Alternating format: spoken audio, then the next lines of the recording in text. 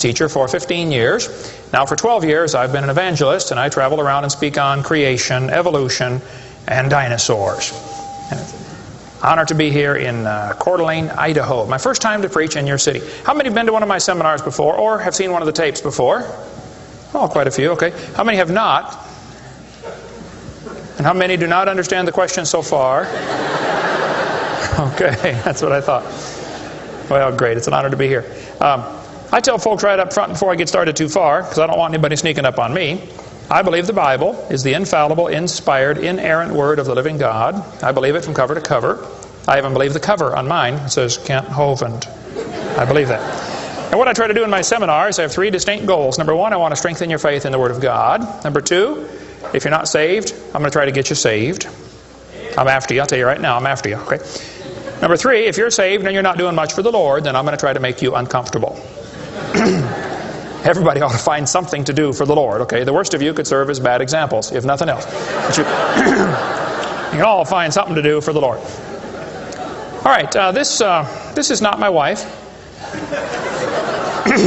This is just a picture of her.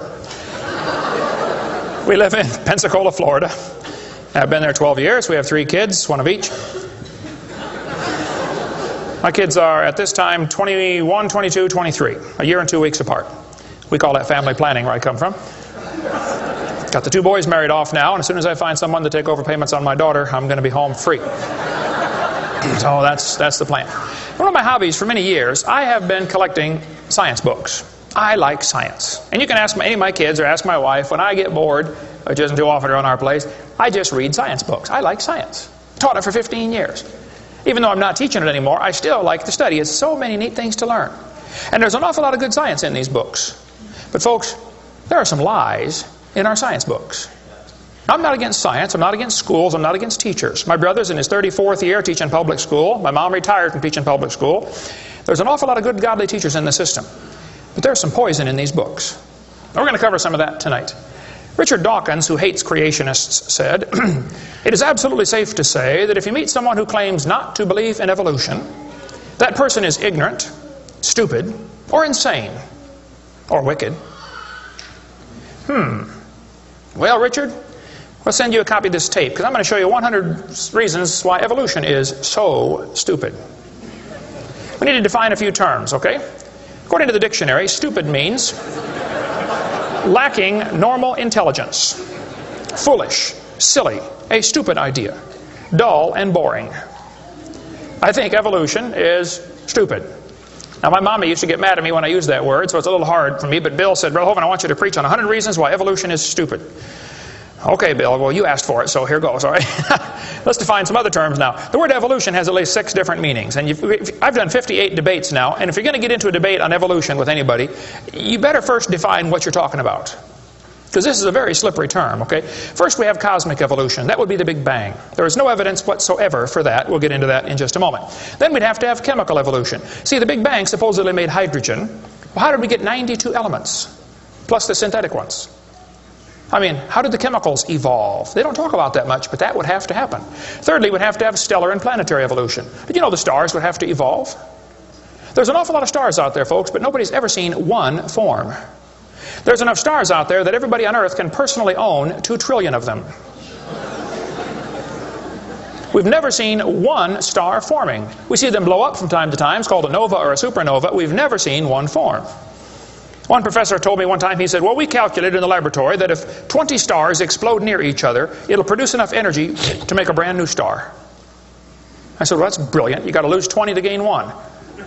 You ought to run for Congress. You could help those guys borrow their way out of debt." Man, first place, that's all theoretical. We've never seen it happen, okay? And I think it is scientifically impossible. See, then we'd have to have organic evolution. That would be the origin of life. How did life get started from non-living material? Now, according to the evolution theory, that would have to happen somewhere along the line, long ago and far away. Life had to come from non-living material. And yet, we've never seen that happen. There is no evidence that it can happen. We'll talk about that in a minute. Fifthly, we would have macroevolution. That is where an animal changes into a different kind of animal. Nobody's ever seen a dog produce a non-dog. But the evolutionist believes a dog came from a rock. if you go back far enough in time, 4.6 billion years. Finally, we have microevolution. Now, I don't like this word, okay, because it gets people confused. I think we ought to just call it a variation. But microevolution happens, folks. That is a fact of science. Animals produce a variety of offspring, but it's always the same kind. The first 5 definitions of evolution are stupid. It doesn't happen. It's certainly not part of science. It's something you have to believe in. They teach the kids it all started with a big bang 20 billion years ago. A big bang. I like to ask them some simple questions. What exploded? And where did it come from? And where did the energy come from? Etc., etc. According to the Big Bang Theory, it all started with a little tiny dot and exploded and spread out over all the universe much faster than the speed of light. Well, the Big Bang Theory, as we'll see in a minute, is stupid. I don't know of a better way to say it. I'm trying to be nice to them, but it is just stupid. The Big Bang idea started with a Belgian astronomer named George something, can't pronounce his last name. George said that this original matter was no more than a few light years in diameter. At the very least, that would be 2, or about 12 trillion miles. So they started off teaching a spot 12 trillion miles across was what exploded. Well, they revised that down. In 1965, they said, no, it was only 275 million miles across. Well, that's way down from 12 trillion. 1972, they said, no, it's only 71 million miles across. I don't know how they know this stuff, but this is what they taught, okay? 1974, they said it was only 54,000 miles across. 1983, they said it was the trillionth the diameter of a proton. Now they're saying it's nothing at all. Nothing exploded. And here we are. This is what the textbooks teach. 18 to 20 billion years ago, all the matter in the universe was concentrated into one very dense, very hot region that may have been much smaller than a period on this page. That's stupid. This one says, all of the matter and energy someday will once again be packed into a small area, no bigger than the period at the end of this sentence. Then another Big Bang will occur. It happens every 80 to 100 billion years. So you can forget about global warming. We're going to get squished. Now this textbook author was brilliant. I could not believe how smart this guy was. He said, boys and girls, nothing really means nothing. You have to be at least that smart to write a book. He said not only matter and energy would disappear, but also space and time. However, physicists theorize that from this state of nothingness, the universe began in a gigantic explosion. What? Yes, boys and girls, you see, nothing exploded, and here we are. Now, who can argue with logic like that? Man, they even put this in major science journals like Scientific American. This fellow said, the observable universe, that would be us, could have evolved, there's that word again, you got to watch that one, okay, 6 meanings, from an infinitesimal region. In the Greek, that means a dot. It's then tempting to go one step further and speculate that the entire universe evolved from literally nothing. They call that science and put it in a science book. I would call that stupid and put it in the garbage. This is what the books teach. I collect them. I've got hundreds and hundreds of these books from countries all over the world, clear back from 1890s up until the 2001 textbooks. They're teaching this kind of stuff, folks. This one says, all the matter in the universe was drawn into this little tiny dot. And it spun faster and faster. This is what they teach the kids. Some kids doing this for homework tonight, right? It spun faster and faster. One day, it exploded. Big bang. I was talking to a professor from Berkeley one time. I was sitting on the airplane next to a professor from Berkeley University. I don't know if you folks here in Idaho ever heard of Berkeley or not. But Berkeley is not a Bible college. So we got talking about the Big Bang, and he said he believed in the Big Bang Theory. I said, yes, sir, I figured that. You have to teach it at Berkeley. I said, tell me, sir, how did the universe get here? He said, well, 20 billion years ago, all the matter was squished in this little tiny dot, and it was spinning real fast, and it exploded. Big bang. And pieces flew off and became the galaxies and the sun, the moon, the stars, and finally, people. Here we are. I said, sir, could I ask you a couple questions, please? One of my favorite things to do in life is asking questions to people who believe in evolution. I absolutely have a wonderful... That's how this whole ministry started. 12 years ago, I moved to Pensacola, Florida. Some article came out in the newspaper that said, dinosaur bones found in Montana from 80 million years ago. I wrote my first letter to the editor in my life, about 12 years ago. I wrote a letter to the editor. I said, yes, they found dinosaur bones, and yes, it was 40 feet long, and yes, it was found in Montana, but it was not from 80 million years ago. This one probably drowned in the flood in the days of Noah, 4,400 years ago. And you would have thought I shot the sacred cow. Actually, I did. Boy, there began to be quite a battle in the newspaper, letters to the editor flying back and forth, and finally a university called me and asked me to do a debate with one of their professors. Well, I'd never had a debate in my life except with my wife, and I lost those every time. So I was not excited about debating. But I said, well, how do you do it? What do you want? And the guy said, well, you send us 30 questions, and the other guy will send in 30 questions, and we'll discuss those questions for the debate. I said, okay.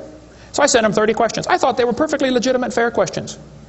I said, a woodpecker's tongue goes all the way around the back of his head and comes on top of his left eyebrow, left nostril here. Would you please show me any fossils that have been found, intermediate species between a normal bird and a woodpecker, with his tongue going all the way around his head? What evidence do you have of how this evolved? That question never came up. I don't know what happened to it. But I said, termites chew on wood and they swallow it, but termites can't digest it. It goes into their stomach, and there's little tiny critters in their intestines that actually digest the cellulose. Now, those little critters can't live without the termite, and those termites can't live without those critters. Which one evolved first? I thought it was a fair question, but it never came up. I don't know what happened. I think they lost my list. But anyway, one of my favorite things to do is asking questions to people who believe in evolution. So I asked this professor if I could ask him some questions about the Big Bang. He said, sure, what would you like to know? I said, well, sir, you told me 20 billion years ago all the matter in the universe was squished in this little tiny dot. And it was spinning faster and faster and exploded. I said, where did all this matter come from? He said, well, we don't know that for sure. I said, okay, now, sir, hold it. If I told you that I believe about 6,000 years ago God created the heaven and the earth, like the Bible teaches, you're going to say, and where did God come from? And I don't know.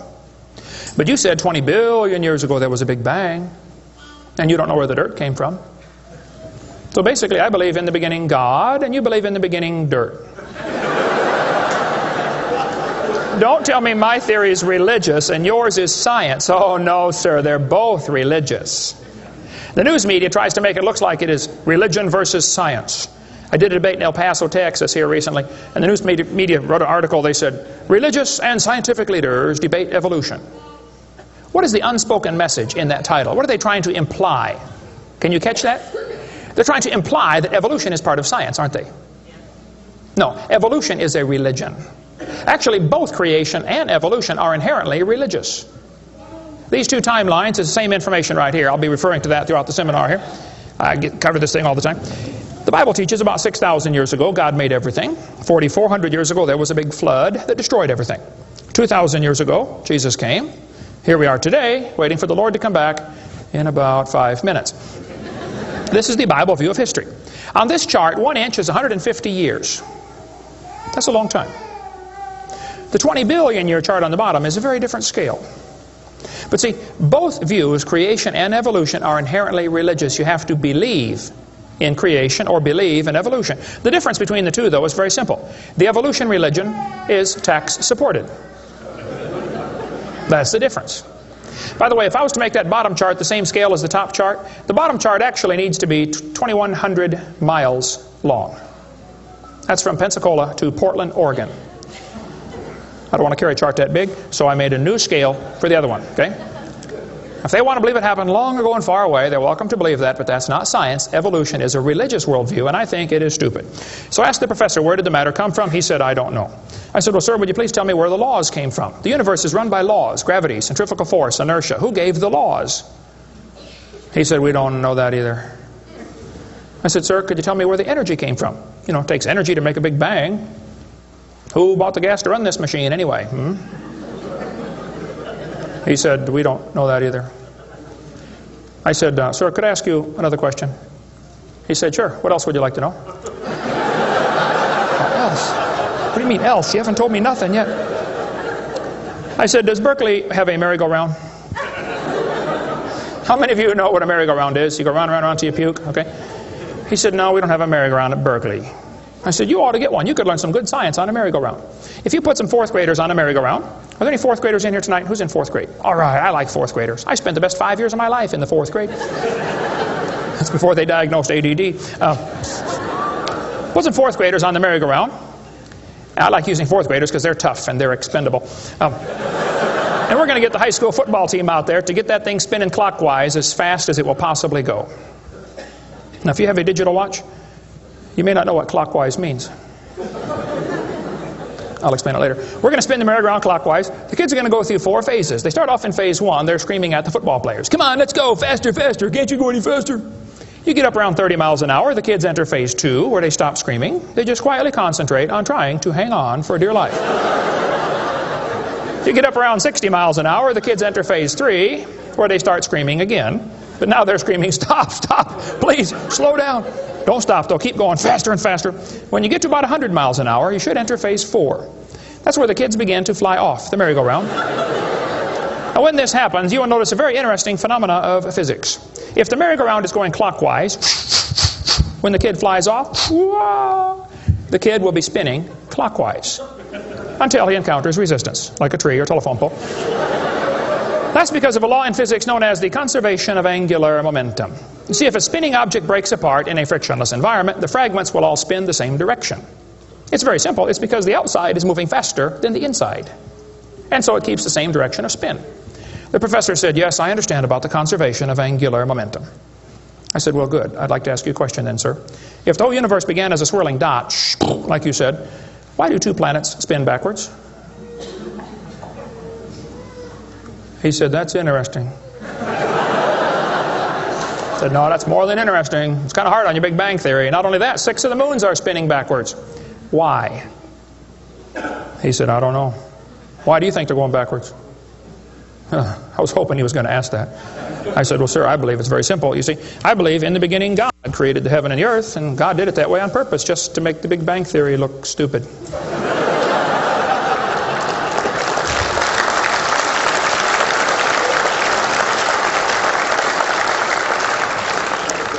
I do believe in the Big Bang, folks. I really do. The Bible teaches the Big Bang. 2 Peter 3:10. It says, the heavens shall pass away with a great noise. In the original Greek, that's a Big Bang. So there's going to be a Big Bang. It just didn't happen yet, that's all. So kids, if you go to school and some professor says, do you believe in the Big Bang? You should say, yes, I do, and you better get saved and get ready for it. The Big Bang is coming soon to a city near you. By the way, if the Big Bang Theory were true, the matter would be evenly distributed. But it's not. It's lumpy. They're called galaxies. And in zillions of miles and nothing called voids. And to try to salvage the dumb Big Bang Theory, they've got all these wild theories of why isn't the matter evenly distributed?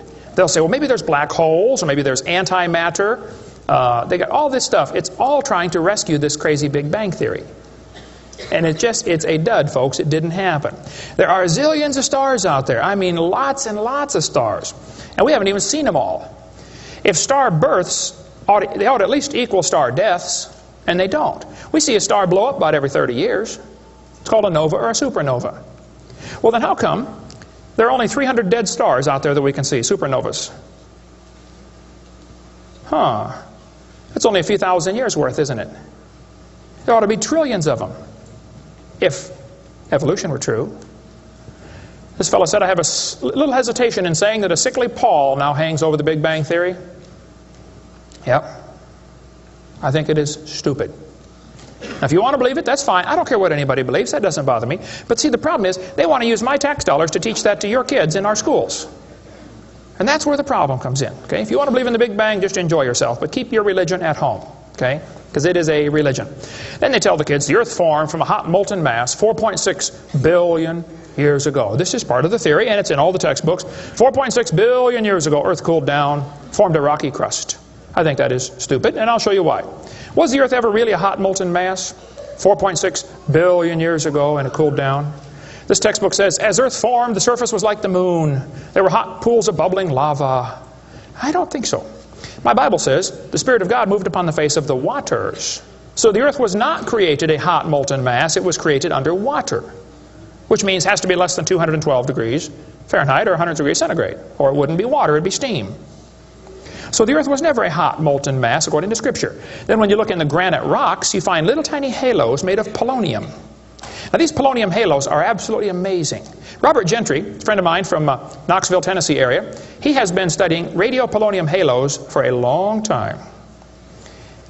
I met him back in the year 2000 and went down to his laboratory, and I got to see some of the halos through the microscope. These little polonium halos are interesting because they have a half-life of less than a few minutes. If the rock was hot, when the polonium, radioactive polonium, decayed and sent out the little particles and made the halo, it would melt away. Like at 4th of July, they shoot fireworks up. Makes a circle. Does the circle stay there? No, it all falls down, right? There are probably none up there now from the last 4th of July, are there? You'd have to freeze the whole atmosphere to keep that sphere in place. You'd have to make, this polonium would have to be decaying in a rock that is already solid. So the Earth was never a hot molten mass. Get Robert Gentry's book if you want a lot more on that. But all over, the granites all over the world contain these polonium halos. So it is stupid to say the Earth was a hot molten mass. We have scientific evidence it was not. Here they tell the kids, though, the Earth was hot with large pools of bubbling lava, and that is just stupid. It can't possibly be true. Then they tell them life got started about 3 billion years ago. See, according to the theory, 20 billion years ago there was a big bang. 4.6 billion years ago the Earth cooled down, formed a hard rocky crust, and it rained on the rocks for millions of years and turned them into soup. And the soup came alive about 3 billion years ago. This is what the books teach. This fellow says, both the origin of life and the origin of major groups of animals remains unknown. How did life get started anyway? Well, this textbook tells the kids, oceans formed as it rained on the rocks for millions of years. Yes, boys and girls, millions of years of torrential rains created great oceans. And swirling in the waters of the oceans is a bubbling broth of complex chemicals. Progress from a complex chemical soup to a living organism is very slow. Well, I guess it is. It's totally stopped. Doesn't even happen. That's how slow it is. This one says, the first self-replicating systems must have emerged in this organic soup. Was your great-great-great-great-great-great-great-great-great-great-great-grandpa soup? I think that's stupid, okay? Now, if they want to believe it, that's fine. I don't care what they believe, but don't call it science. What happened back in the 1950s, a guy named Miller and Urey wanted to know how the Earth and solar system had come to be. So they tell the kids he took a mixture of Earth's primitive atmosphere. We'll talk about that in a minute. He never proved how life originated, but he did add evidence to the theory that life could have started by itself. Well, is that true? Now, did he really do that? Well, let's just study the facts here. This textbook tells the kids, many important events occurred during the Archean era, the most important of which was the evolution of life. Progress from complex molecules to even the simplest living organism was a very long process. Long ago and far away. Fairy tale kids, coming up.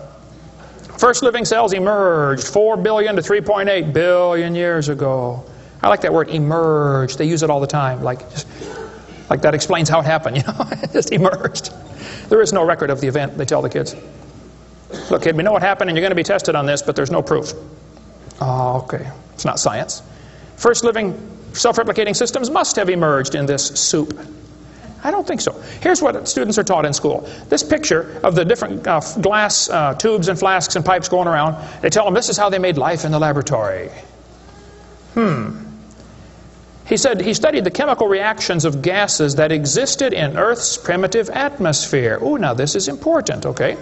Notice up in the upper right-hand corner, he had methane, ammonia, water vapor, and hydrogen, no oxygen. He circulated these gases through these tubes through a spark, supposed to represent lightning. And sure enough, it produced a red goo at the bottom of the flask and had some amino acids in it. It didn't come close to getting life, though. Miller excluded oxygen in a reducing atmosphere because life could not evolve with oxygen. Anything that got together would oxidize. Cut a banana open, lay it on the table, it'll turn brown, it'll oxidize. Okay, so will an apple, so will anything alive. It'll oxidize. So that's why he didn't have any oxygen in the experiment. One of his gases was ammonia. Well, this creates a real serious problem because ammonia is destroyed by UV light. And UV light must be blocked by ozone, which is made from oxygen. I got a problem here. This textbook says several billion years ago, Earth's atmosphere had no free oxygen. Well, that's just simply not true. Ozone is made from oxygen and it blocks UV light, and ammonia, one of the gases needed for the experiment, is destroyed by UV light. So life cannot evolve without oxygen. But also life cannot evolve with oxygen. Well, I got a solution for that one. It didn't evolve. And by the way, the Earth has always had oxygen, even more than it does today. Okay? Air bubbles are often found trapped in amber, like the movie Jurassic Park, you know, where they drilled in and got the mosquito blood. These air bubbles, though, have 50% more oxygen than we do right now. We cover more on that on my video series, videotape number 2, about what the pre-flood world was like and why they lived to be 900 on the blue series of tapes out there on the table. But this textbook says the mixture at the bottom of the flask was rich in amino acids. Oh, come on. That is stupid. It was not rich in amino acids. Let's tell the kids what they really found, okay? He filtered out the product. As this gas went through the tubes, he sparked it, produced this goo at the bottom, and he drew the goo off, because if it went through again, it would be destroyed by the spark. Now, in real life, you're not going to get a section of the ocean protected. They say this just happened by chance in the ocean. You can't filter out the product then. Secondly, what he made was 85% tar, 13% carboxylic acid, 2% amino acids. So 98% of his mixture was poisonous to life. I would not call that a success. And there are 20 different amino acids, sort of like 26 letters in the alphabet. There are 20 amino acids. Those amino acids go together to make proteins, like letters go together to make sentences. Mostly he made just 2 of these amino acids. And they bond with the tar and the acid very quickly, more readily than with each other. It was a failure as an experiment. Amino acids are like letters of the alphabet, sort of like building blocks. You have to have a bunch of amino acids to make a protein. Then you have to have a bunch of proteins to make a cell. And you got to have a bunch of cells to make an organism. And one cell is more complex than a space shuttle. And all he got was a couple of the amino acids. That's like me dropping toothpicks, and I happen to make a few letters of the alphabet. That's possible, isn't it? Toothpicks could fall in the shape of a T, or an H, or an I, or an E. That's possible. But if I'm able to drop toothpicks and produce a few letters of the alphabet, should I therefore conclude that nobody wrote Webster's dictionary? The difference between making a letter with toothpicks and making Webster's dictionary is about like making an amino acid and making a living cell. He didn't come close to making life. He made the equivalent of a few letters, and he actually needed to make huge books. And half of his letters were backwards, left-handed. This creates a real problem, since the simplest proteins, the smallest proteins, have 70 to 100 amino acids, all of them left-handed. This really compounds his problem. RNA and DNA are all right-handed molecules, and they are unbelievably complex. And hundreds of these amino acids must combine to make a protein, and this has to be in a precise order. And they unbond in water much faster than they bond, and last time I checked, the oceans are completely full of water. So Brownian motion is going to drive them away from each other, not together. It just isn't going to work. He did not make life in the laboratory. But they tell the kids, he showed how life could have started by itself. Oh, that is just a stupid, okay? That's a lie. He did not show anything of the kind. And every experiment since then has made the problem worse. They're finding more and more things that just couldn't happen. Don't call that science. But they tell the kids, 3 billion years ago, life appeared on Earth. Asked me to speak at this college in Boston one time. This preacher called all the colleges and universities around Boston and said, would you like to have Kent Hovind come speak at your college? Finally, one professor said, yes, he can come speak at our school if our professors can ask him any questions they want, because we want to show our students how dumb these creationists really are. So the preacher called me and said, Brother Hovind, would you like to speak at this college and let them make fun of you for a couple hours? I said I would be honored. So I showed up. There were 6 professors and all their students. I felt like Daniel in the lion's den. I got my charts out and I said, now folks, I believe the Bible. Nobody cheered. I said, I believe about 6,000 years ago God made everything. The world's not millions of years old. 4.6 billion years ago, there was a big flood. I'm sorry, 4,400 years ago, there was a big flood, not 4.6.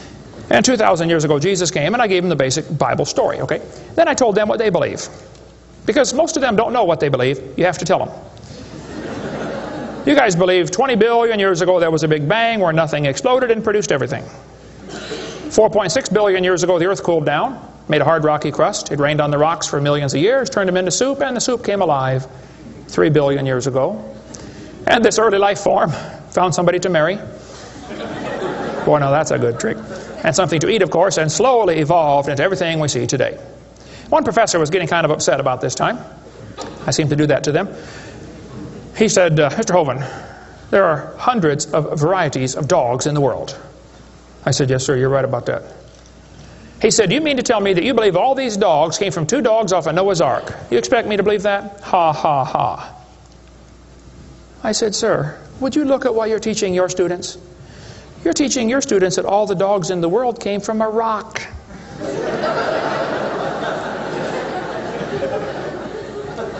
I had one woman, come to me after a debate one time. She was steaming down the aisle. Boy, she was mad. Oh, I could tell I'm in trouble now. I stood there quivering in my boots, you know. She walked up and she said, "Tonight, you said, we believe we come from a rock. We do not believe that." I said, "Well, ma'am, calm down just for a minute." I said, "Do you believe in evolution?" She said, "Yes, I do. I'm a professor here at the university." I said, "Well, would you please tell me then where we came from?"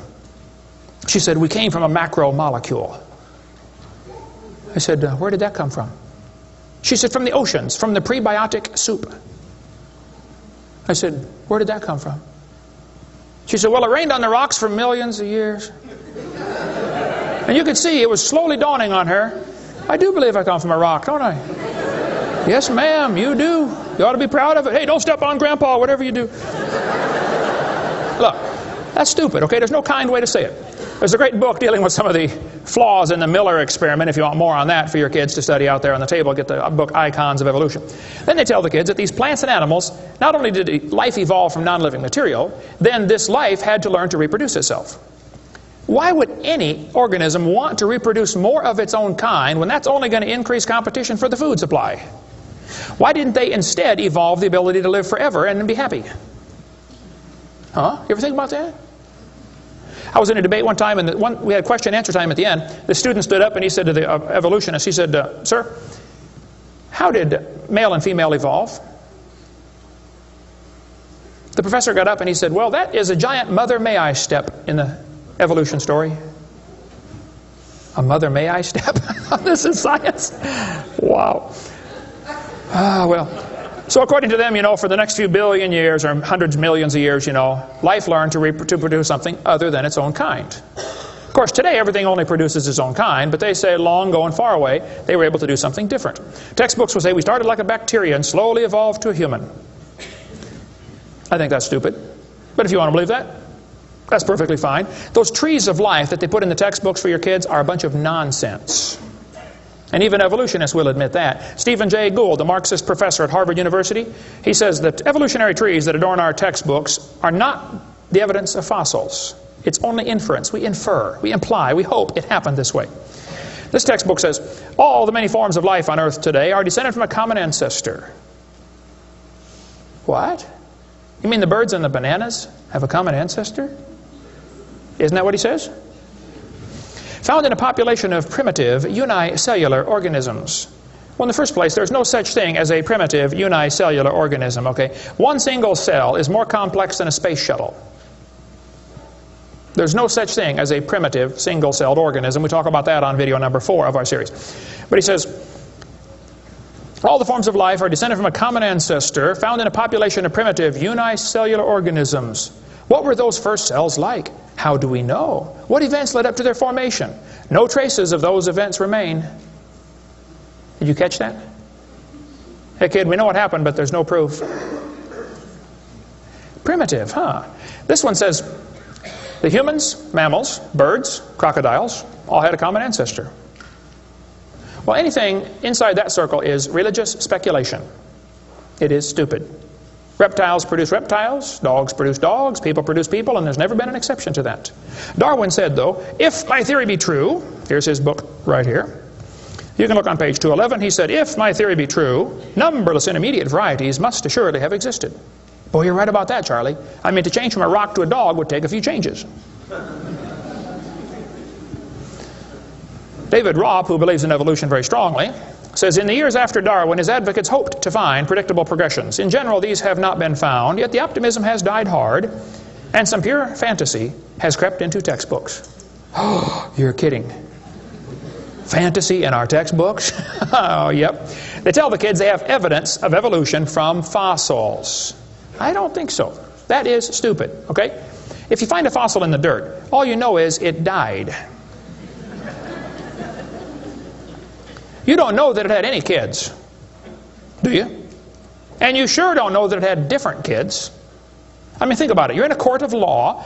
You bring in a bone to the judge. Judge, I found this bone in the dirt. This is the ancestor of all the humans today. They would laugh at you.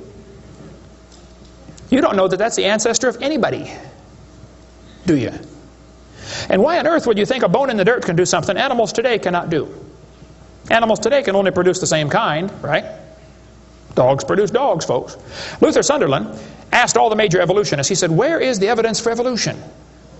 They all said, well, somebody else has it. We don't have it over here. So he wrote a letter to Colin Patterson. He's the director of the British Museum of Natural History. They've got the largest fossil collection in the world. He said, Mr. Patterson, I read your book on evolution. I noticed you didn't show us the missing links. Why didn't you show us the missing links? Patterson wrote back and said, I fully agree with your comments on the lack of evolutionary transitions in my book. If I knew of any, fossil or living, I would certainly have included them. I will lay it on the line, there is not one such fossil. There are no missing links, folks. The whole chain is missing. Even Stephen Gould admitted the absence of fossil evidence for intermediary stages is a persistent and nagging problem for evolution. We got the theory, we know it's true, now we just need the evidence. That's the way they think about it. Richard Goldschmidt said, maybe the first bird hatched from a reptile egg. Well, Richard, I'm sorry. I don't mean to be disrespectful, but that's stupid. See, what's happened, these guys have looked for missing links in the fossil record. They can't find any, and so they say, well, maybe evolution happened so fast it wasn't preserved. Maybe a reptile laid an egg and a bird hatched out. Well, who did that bird marry?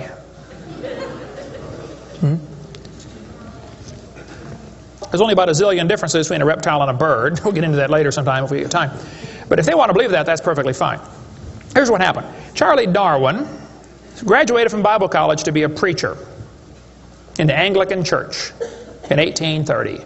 He couldn't get a job, so his dad pulled a few strings and got him a job on board HMS Beagle. He's going to sail around the world and collect bugs. And while he's sailing around, he stopped off at these islands right there called the Galapagos Islands. There on those islands, Charlie noticed there were 14 different varieties of finches. Charlie studied the birds very carefully and said, you know what, I think all these birds had a common ancestor. I bet you're right, Charlie. It was a bird. And then Charlie said in his book on page 170, he said, it is a truly wonderful fact that all animals and all plants throughout all time and space should be related to each other. Now, hold on a minute. You see 14 kinds of birds and you conclude that birds and bananas are related. That's stupid. You should conclude that those 14 kinds of birds had a common ancestor, but that's as far as it ever goes, folks, okay? I don't know of a kind way to say it, Charlie, but that's stupid. Okay, we don't ever see a bird produce a non-bird. See, dogs produce dogs, and you might get quite a variety of dogs. Roses produce roses. That is called microevolution. Now, that is a fact, folks. It happens. It is observable. It is scientific. I don't think we ought to use that word, microevolution. We should just call it a variation. But they use it, so, just so I qualify that, it's a lousy term. It gives what's called a free rider effect to the rest of the 5 religious ideas of evolution. You might get a big dog or a little dog, but you're always going to get a dog when you crossbreed your dogs. And I would go so far as to say probably the dog, the wolf, and the coyote had a common ancestor. This Irish textbook shows different dogs and it calls it divergent evolution. Oh, come on, giving it a fancy name doesn't change a thing. It is still a dog. And a 3-year-old can tell you. Anybody in here 5 years old? Who's 5 years old? 5 years old. What's your name? Misty. Here we have a dog, a wolf, a coyote, and a banana. Which one is not like the others? Dog, wolf, coyote, and banana. Banana. All right, let's give Misty a hand. Very good. The other ones. Some of these college professors can't tell. Look, there's a variety of dogs, folks, and they probably had a common ancestor. It was a dog. Okay? It's just a dog. See, variations happen within the dog kind. You get a big dog or a little dog, but there are limits to these variations. Haven't the farmers been trying to breed for bigger pigs for a long time? They try to get the biggest pig they can, don't they? Do you think they'll ever get a pig as big as Texas? I bet there's a limit in there somewhere, isn't there? Roaches become resistant to pesticides after a while. Do you think they'll ever become resistant to a sledgehammer? I bet there's a limit. Yeah, okay. They still produce the same kind of plant or animal. That's not evolution. That's just a variation of the same kind, okay? And the information for that variety was already present in the gene pool. No new information is ever added. The dogs or the pigs don't learn to fly or become pink. Okay, there's no new information added, just scrambled information. And the gene pool of the new variety is now more limited than before. Somebody spent years crossbreeding dogs to develop a Chihuahua. All that work to make a dog that is 100% useless.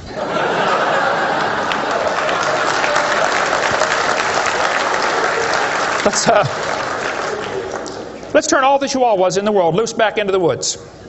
How long would they last? They'd run up to the wolf. Yep, yep, yep, yep, yep. Crunch. Go ahead, make my day. A useless dog. Genetic information was lost when you got your variation. It wasn't added. You might have selected a certain slice of the gene pool with small dog, quick characteristics, but you didn't add anything. You selected something from the population. I come from Illinois, corn country. There are so many kinds of corn up there, they have to number them. You'll be driving down the highway. You'll see BX65, don't mix it up with XL29, something will blow up. But I'll tell you what, folks, you can crossbreed your corn from now to the cows come home, and you always get corn. You will never get a hamster or a tomato or a whale to grow on that corn stalk, okay? It won't happen. There's a variety of cows, and they probably had a common ancestor. It was a cow. Variety of horses, no question. Probably the zebra and the horse had a common ancestor. But the kids are going to be taught in school tomorrow in your town that the horse used to have 4 toes. Well, there's some things they don't tell the kids about this Eohippus to Equus series, which has been proven wrong 50 years ago, but still is in your textbooks right here in this town. They don't tell them the original so-called horse is the size of a fox. It was a meat eater and had 18 pairs of ribs. The next one had 15 pairs of ribs. A couple of trips through the buzzsaw did that. And then it miraculously grew back 19 pairs of ribs as it evolved, and then back to 18. They also don't tell them the whole thing's been proven wrong a long time ago. Like this guy says in the biology textbook, other examples like the gradual evolution of the horse have not held up under close examination. That's a polite way of saying it's proven wrong, okay? This G.G. Simpson back in 1950 said the example of the horse family has been unintentionally falsified. They knew 50 years ago this was false. Why did they keep that in your textbooks? This whole thing was made up by Othniel C. Marsh in 1874. He picked animals from all over the world and put them in order the way he thought it might have happened. They were never found in that order. Modern horses are found in the same layers as the so-called ancient Equus or Eohippus horse. They're found in the same layer. So it can't be the ancestor, that's for sure. The ancient horse is nothing but a Hyracotherium, which is still alive today. By the way, the ribs, the toes, the teeth are very different in these animals. In South America, the fossils go exactly backwards. Instead of 3-toed to 1-toed, it goes 1-toed to 3-toed in the fossil order. They won't talk about that much, but you check it out. That's a fact, folks. They're never found in the order presented in the textbooks. 3-toed and 1-toed gray side by side. Plenty of information on the internet about that. Tulsa Zoo finally took out their display because so many folks complain, why do you have this horse evolution display in the zoo? It's been proven wrong 50 years ago. Take it out. And you folks ought to get together with your school board and say, look, on page whatever it is, 952 of our textbook, it says the horse evolved from a 4-toed ancestor. Let's cut this page out. If you had a page in your textbook teaching the kids the earth was flat, would it be okay to demand that that page be removed? You don't have to buy a whole new book. Just cut the page out. It won't cost the school anything. How many of you would volunteer to help cut the pages out and bring your own scissors? See? Won't cost them a dime. And you send me your book and I'll show you which pages need to be taken out. I've read hundreds of them. I can find them like that. Free of charge. I'll donate my time.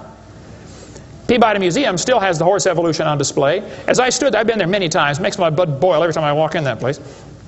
I'm standing there looking at this lie proven wrong 50 years ago while hundreds of kids come through in school groups. The kids are never told, well, this has been proven wrong, boys and girls.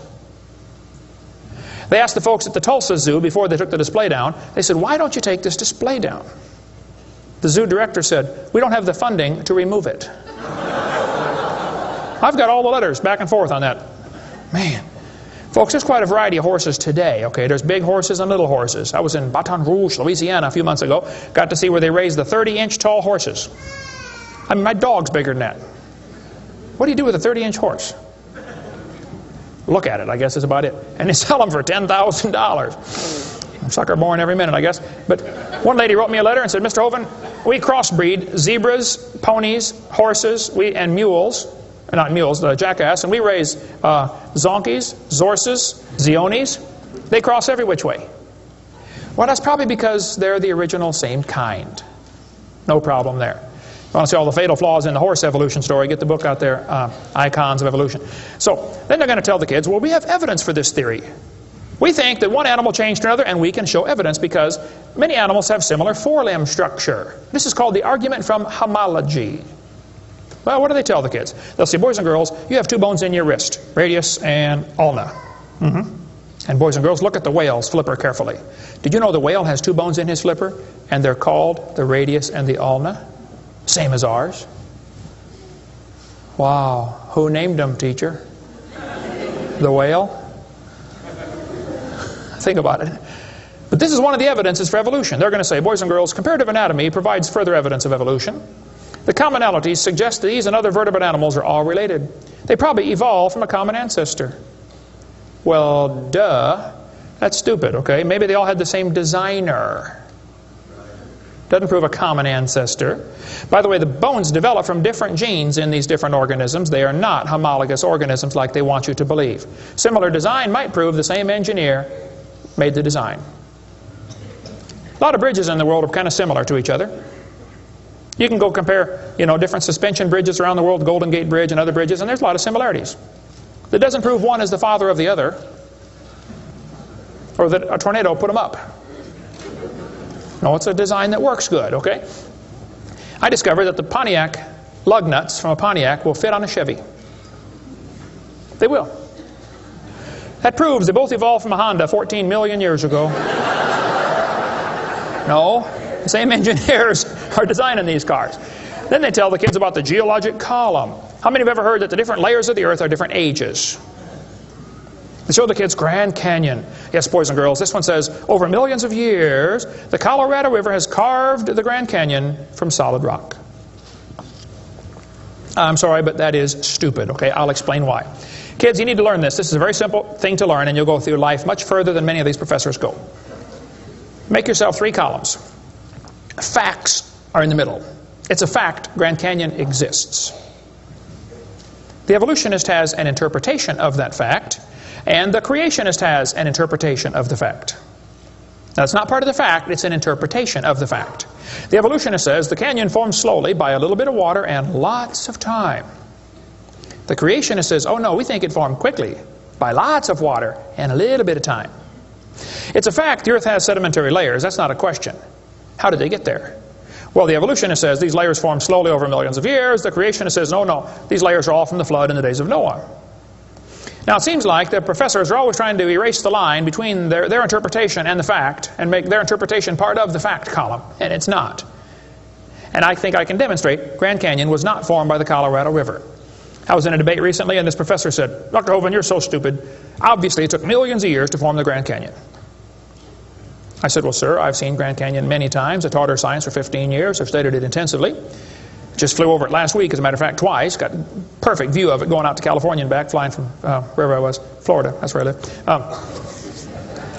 This textbook says, the Colorado River has cut through layer upon layer of rock over millions of years. Well, if you built a dam across Grand Canyon, it would take a lot of dirt or concrete, but if you could, okay, it'd be a huge dam. A giant lake would back up behind that dam, covering several states. That purple area is all drained right through the Grand Canyon drainage basin. This snow line tells a very interesting story. In between these 2 red lines is snow.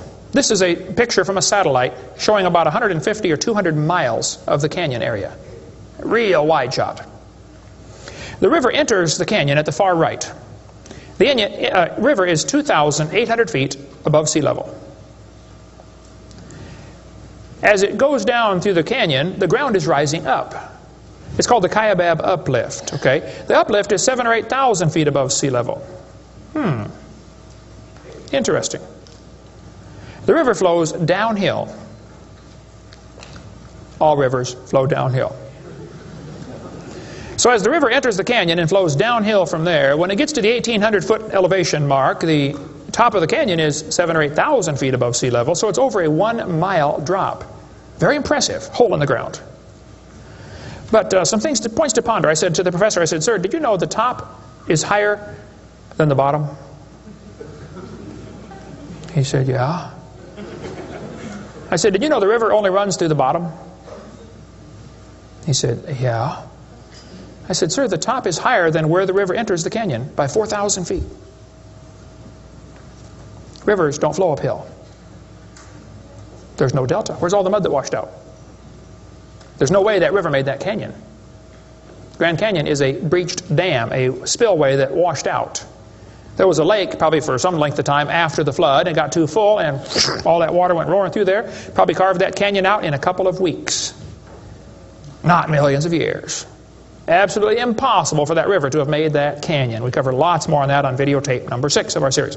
But they tell the kids, the Colorado River made this canyon slowly over millions of years. I'm sorry, that is stupid. That can't possibly be true. They need to learn the facts. Charlie Lyell, back in 1830, he was a lawyer from Scotland.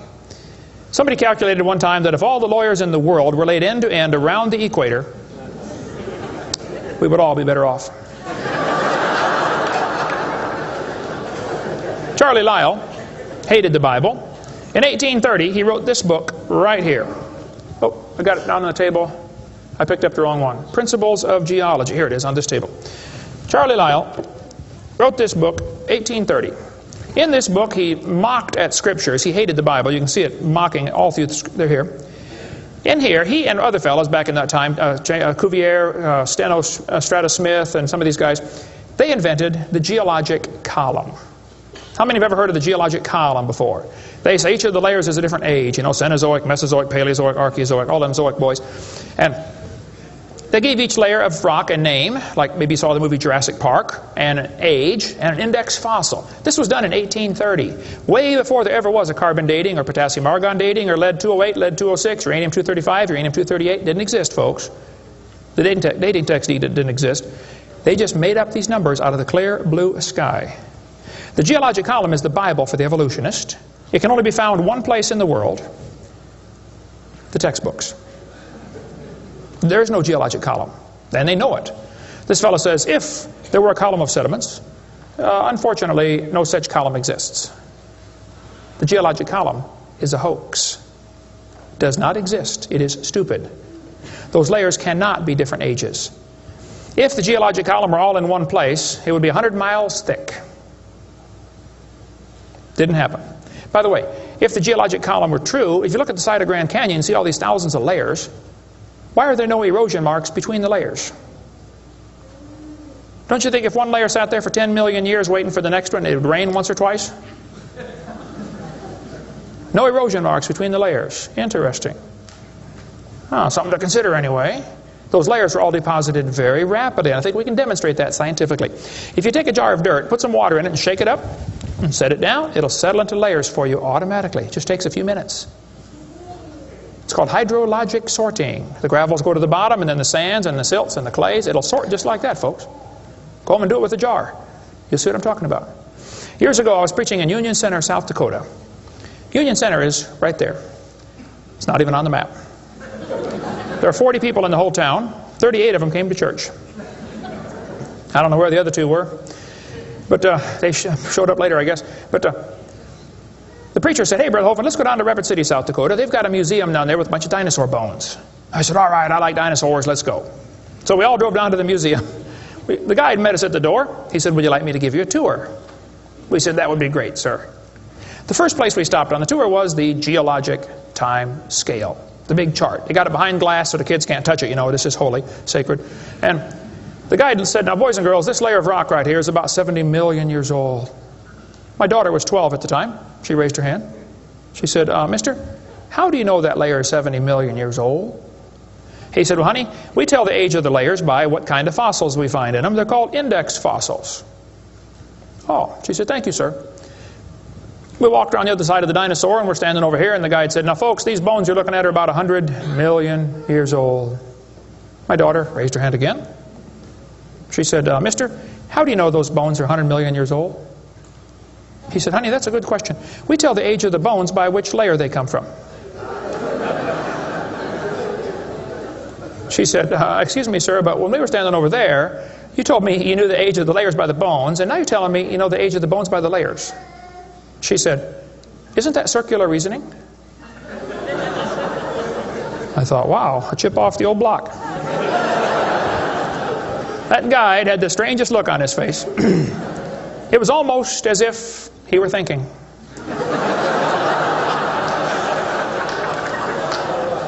He looked at my daughter. He looked at me. I wasn't about to help him. I thought, wow, this is going to be good. I got to hear this. He looked back at my daughter. He said, you know, you're right. That is circular reasoning.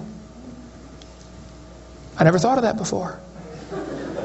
Folks, geologic column is a joke. It doesn't exist. It's all based on circular reasoning. We can demonstrate that clearly. Get our video number 4 if you want more information on how it's all based on circular reasoning. I'll just give you a couple of quotes here. This guy says, the rocks do date the fossils, but the fossils date the rocks more accurately.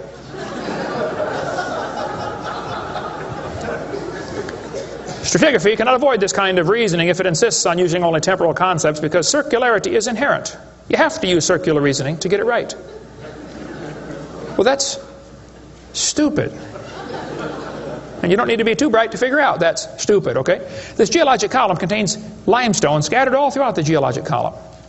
I like to ask him the question, I say, fellows, you have limestone scattered all through this column. How do you know the age? It's all limestone. I mean, if I handed you a piece of limestone, how would you know if it's 100 million year old Jurassic limestone or a 600 million year old Cambrian limestone? I mean, how would you tell the difference? There's only one way they can tell, by the index fossils. That's how it's done, folks. That is stupid. Because those fossils don't count for anything, as we'll see in a minute. They tell the kids each of these layers is a different age. 100 million, 200 million, 300 million, real impressive, huge numbers. Now, Charlie Darwin did not like round numbers. He wanted to be more precise. He said the Wealdian deposits are 306,662,400 years old. Now, okay, Charlie, I think that's stupid. Those layers are not different ages, folks. All over the world we find petrified trees standing up, running through multiple rock layers. Now, if you get a petrified tree standing up, running through different rock layers, I don't think it's smart to say those layers are vastly different ages. Petrified trees in the vertical position, they find them all over the world. Okay, here's one from Alabama. Come out of a seam of coal, through 20 feet of rock, into another seam of coal. They found about 3 dozen of them, I think, in that one little coal mine, one little area, while they're digging the coal out. Petrified trees standing up. Cookeville, Tennessee, they found a bunch of them. This one's 30 feet tall, standing up. Joggins, Nova Scotia is famous for their petrified trees standing up in the vertical position. All over the area there, folks. Those trees did not get slowly covered by the sediments over millions of years. They would rot and fall down. Sometimes the petrified trees are upside down, running through many rock layers. Scientists estimate at the bottom of Spirit Lake in Mount St. Helens there are now 20,000 trees that were blown out by the volcano. Thousands of them are standing up in the bottom of the lake, already buried 15 feet deep in mud. None of them grew there. Those trees are going to petrify. It only takes a few years to petrify a piece of wood. In the laboratory, it can be done in 24 hours. We cover lots more on how fast things can petrify in videotape number 6 of our series. But they dug up a guy, they buried this doctor in Tennessee. 14 years later, his wife died. When they went to dig the grave, water soaked into her grave. And they said, oh, we can't bury Grandma there. So they dug a hole on the other side. Water soaked in. So they dug a hole and buried Grandma somewhere else. And then the kids got worried about Grandpa, so they went and dug up his grave. The arms had rotted off, but the rest of the body had petrified in 14 years, turned to stone from water running through the coffin. I got tons of material on how fast things can petrify. Those layers are not different ages. They all formed in one big flood in the days of Noah. To tell the kids the layers are different ages is stupid. That just simply is not true. So what about carbon dating and potassium-argon dating and rubidium-strontium dating and lead-208, lead-206, uranium-235, uranium-238? Well, we'll cover that after a quick break here. Show you some ways that this is just stupid, okay? That's not a way to tell the age of anything. We're going to give you some more evidence that evolution is stupid. Now, if you want to believe in it, that's perfectly fine. I don't care what you believe in. But the devil is laughing at you for believing in that. He has you fooled, and he is laughing at you. Okay? If you want to believe you came from a rock, well, you just enjoy yourself. But that's not science. God made this world. God loves you. God has a plan for your life. And if you don't want it, well, that's your business. But God loves you, and He wants you to come to heaven. And if you'd like to find out how to go to heaven, come see me. I'll be glad to show you. I'm going. It's not because I'm good. If I get what I deserve, I'm in serious trouble. But I've been forgiven by the blood of Jesus Christ. You can have the same thing. After the break, we'll show you some more things that make evolution stupid. Coming up next. Thank you.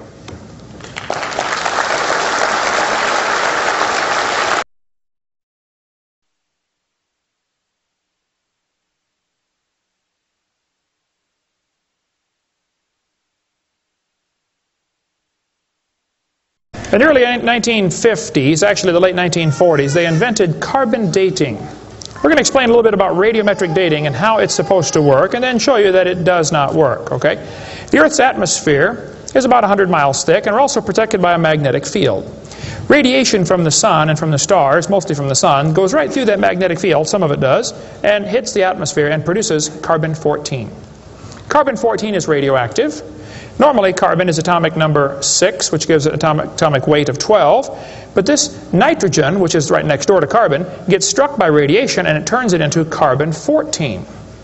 Now, carbon-14 is unstable. It is radioactive. It's always breaking apart. And you can hear it like with a Geiger counter, you know, click, click, click, click, just like uranium, because it's decaying.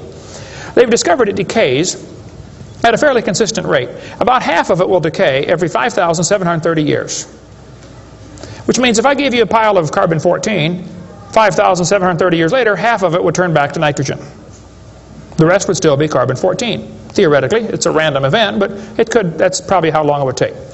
During photosynthesis, plants are breathing in carbon dioxide, and this radioactive carbon is mixed in with the regular carbon. The plant doesn't seem to know or care if it's getting radioactive carbon or regular carbon. It just takes it right in.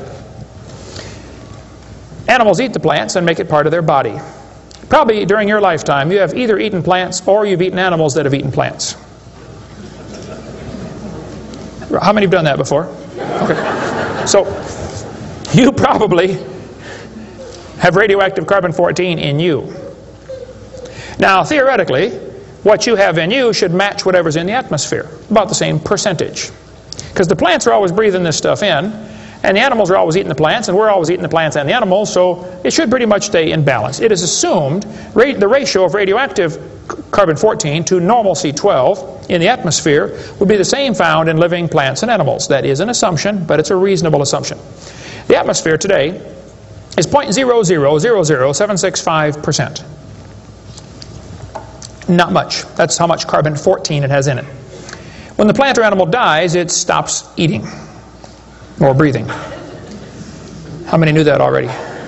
Okay. So whatever it had in it begins to decay.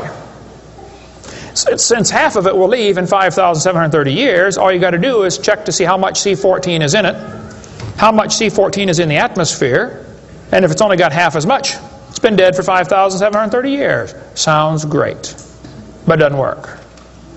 In theory, it never goes to zero, but it goes from a half to a fourth to an eighth to a 16th to a 32nd to not much. Okay? After 4 or 5 half-lives, you can't measure it. So if anybody ever tells you, we know the Earth is millions of years old because of carbon dating, you can rest assured they don't have a clue what they're talking about.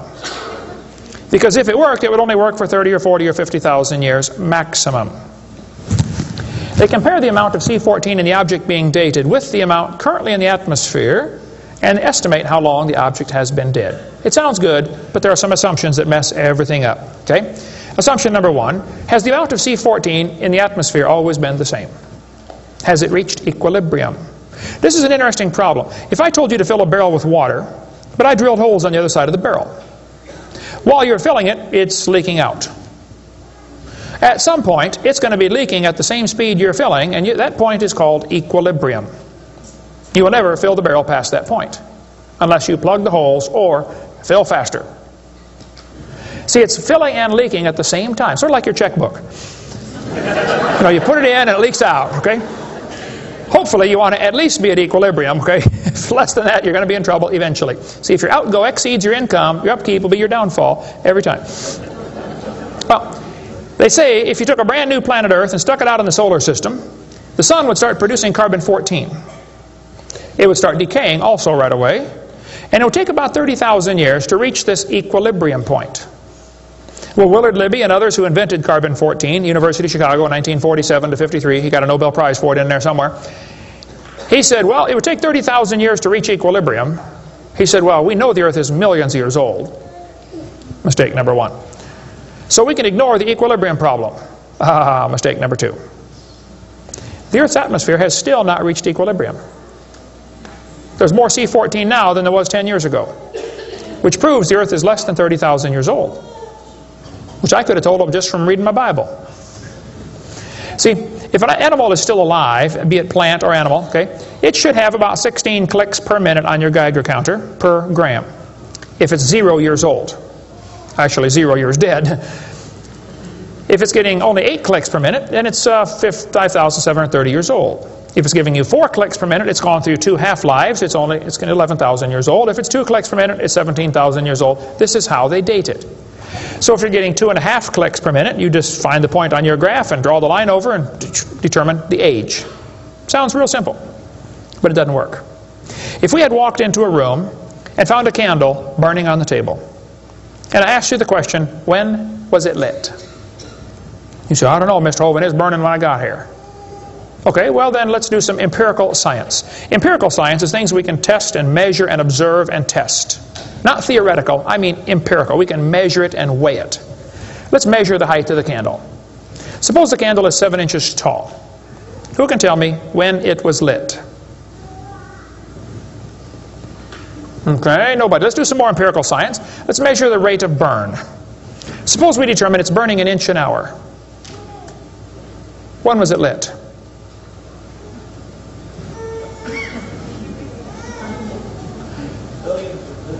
Billions of years ago.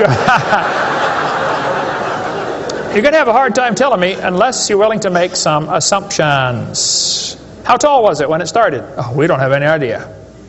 Has it always burned at the same rate? Oh, we don't know that either, do we? You find a fossil in the dirt, you can measure how much C14 is in it. Very accurately, by the way. And you can measure how fast it's decaying. That's just like measuring the height of your candle and how fast it's burning. Now, when did that animal die? You don't have a clue.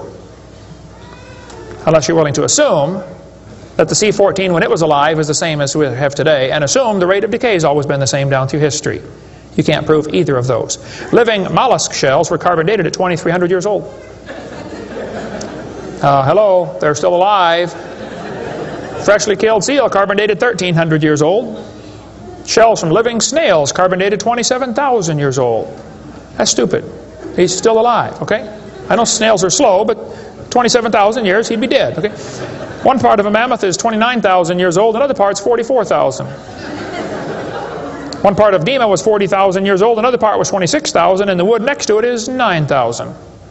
The lower leg of a mammoth is 15,000 years old, the skin is 21,000.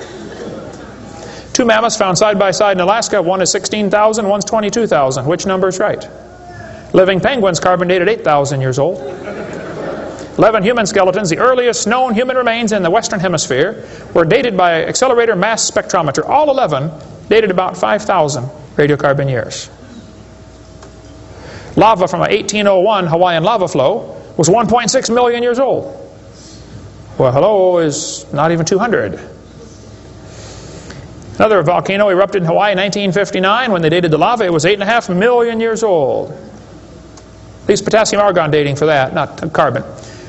Mount Etna in Sicily, I climbed Mount Etna when I was over there some time ago, erupted in 1972, 350,000 years old. Mount St. Helens built a new lava dome in 1982. They dated it, got numbers from 350,000 to 2.8 million. It's not even 20 years old. Here's what you ought to consider about carbon dating. Samples of known age, it doesn't work. If it's a sample of unknown age, it is assumed to work. That's stupid. In the last 2 years, an absolute date has been obtained for the Gandong beds above the Trinil beds. It has the very interesting value of 300,000 years, plus or minus 300,000 years. Well, they nailed that one right on the head, didn't they? See, back in 1770, George Buffon said the Earth is 70,000 years old. 1905, the official age of the Earth was 2 billion. When they went to the moon, they said the Earth and the moon are 3.5 billion years old.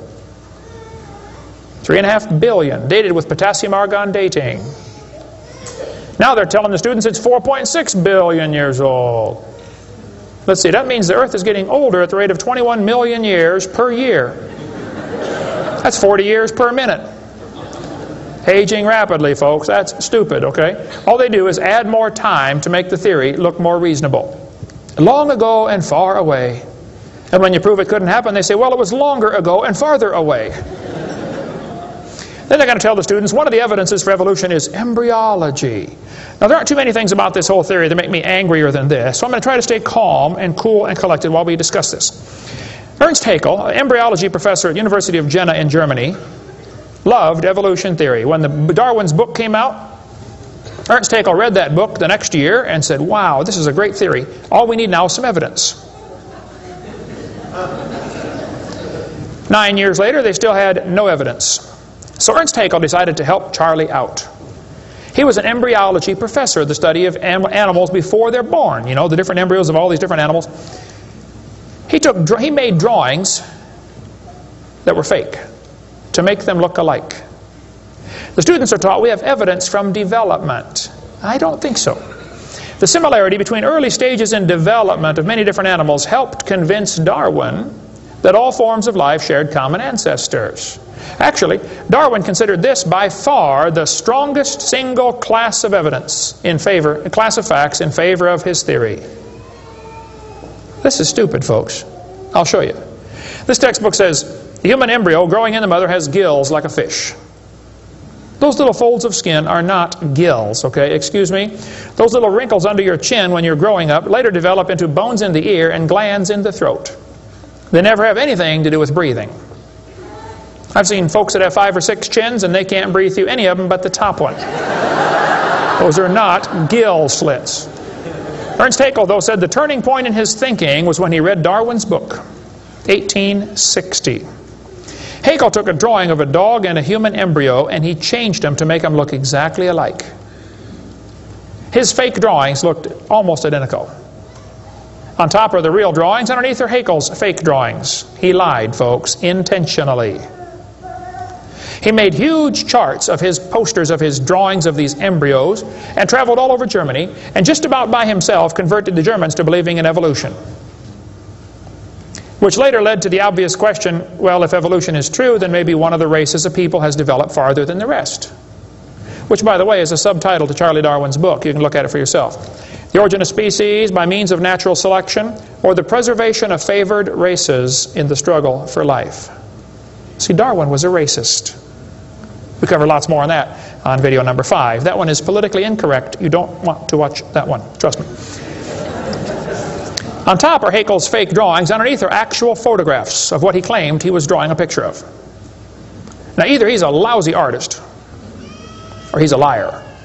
Well, it turns out he's a liar. He was convicted of fraud by his own university. Proven to be a fraud. But guess what? Haeckel's fake drawings are still used in textbooks in your state right now. Here's a textbook used at the University of West Florida, in the middle of the Bible Belt. It's only been proven wrong 125 years ago. I know it takes a while to get textbooks up to date, but that ought to be plenty of time. That's stupid. Those are not gill slits on the embryo. Here's an Irish textbook. I was just there a few months ago. It says the embryo has gill slits. That's baloney. This one says the embryo has gills. Glencoe Biology says they have gills. Proven wrong 125 years ago. This biology textbook says the human embryo has gills. Here's this Tim Barra writing his book on the myth of creationism. And he mentions the gills are evidence for evolution. You're only 115 years behind, Tim. Miller's still teaching it 125 years after it was proven wrong. I debated Miller on the radio on a St. Louis radio station one time. There's a college textbook still teaching the kids the embryo has gills. This one says, it shows the kids a 5 to 6 week embryo, but it says by 7 months, the fetus looks from the outside like a tiny normal baby, but it's not. It's not a baby at 7 months. Excuse me? A whole bunch of kids born at 5.5 months survive, 34%. That's stupid to say it's not a baby at 7 months development. Maybe you heard about the woman that had surgery on her baby before it was born. They cut the mother open, cut the uterus open. The 5-month-old baby, 5 months in development, reached out and grabbed the doctor's finger. It's not a baby, huh? If it's not a human being, what kind of being is it? If it's not alive, why is it growing? Why do they keep that in the textbooks? Well, that's the only way to justify abortion. They want you to think it's not a human yet. Just a fish with gills. No, it's a human the instant it's conceived. And abortion is murder. Plain and simple. We cover lots more on that on my videotape number 4. You don't want to watch that one either. Then they're going to tell the kids, we've got evidence for evolution because dinosaurs turned to birds. This is stupid. This guy says, dinosaurs are alive as birds.